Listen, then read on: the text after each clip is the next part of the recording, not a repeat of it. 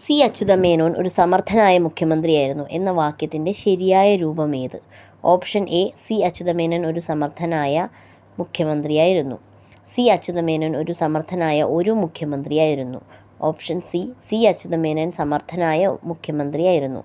Option D, C Achutha Menon സമർത്ഥനായ ഒരു മുഖ്യമന്ത്രിയായിരുന്നു.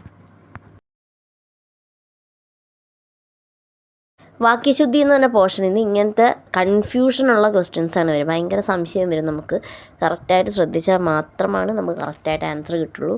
ഇപ്പോൾ ഇതിൽ ഫസ്റ്റ് കൊടുത്തിരിക്കുന്നത് സി അച്യുതമേനോൻ ഒരു സമർത്ഥനായ മുഖ്യമന്ത്രിയായിരുന്നു എന്നുള്ളതാണ്.